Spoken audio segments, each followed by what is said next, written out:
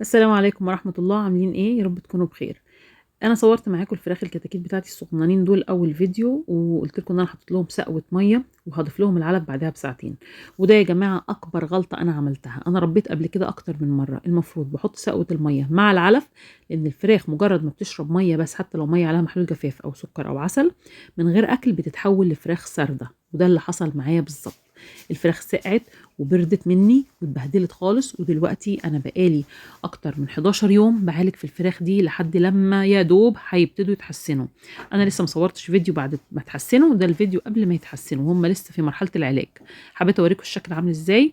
انا هم جوه البوكس دي شلت لهم اللمبه 100 وحطيت لهم لمبه 200، مع ان الجو لسه ما يتحملش 200، بس حطيتها قفلت بالشكاير من فوق زي ما انتم شايفين والبطاطين.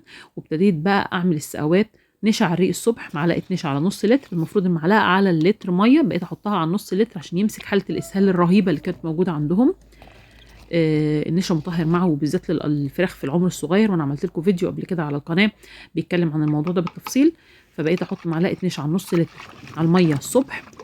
اعمل شاي بليمون الظهر، غير طبعا بدي مضاد سموم. وبقيت شغاله معاهم، ومؤخرا وصلت لحد اللي انا اشتريت مضاد حيوي، مع ان انا عمري ما اشتريت لاي فراخ عندي مضاد حيوي، بس كان لازم الحق، لان خلاص وصلوا عمر 11 يوم، والمفروض وزنهم يبقى 500 جرام. وزنهم كان 120 و250، مع ان المفروض وزني يبقى طالع ما بين 350 ل 500. بس شايفين الاسهال عامل ازاي، وده بعد ما تحسنوا شويه، ده وهم في مرحله العلاج. اول ما كان في اسهالات كان اسهالات رهيبه، كيشين، نعسانين، مغمضين، ما بياكلوش، كانت حالتهم صعبه جدا.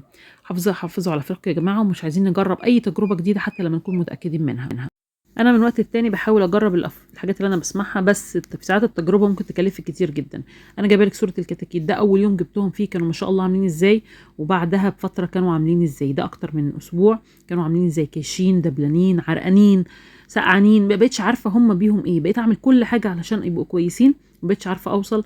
لحد دلوقتي وصل عمرهم 17 يوم، وانا لسه يا دوب هم ابتدوا وهصور معاكم فيديو تاني عشان اوريكم التحسن بعد المضاد الحيوي ان شاء الله، علشان لو حد فيكم حصل ليه اي حاجه زي كده يقدر يلحق الفراخ طول ما هي في عمر صغير، تقدر تديها مضاد حيوي وتديها علاج وتديها كل حاجه.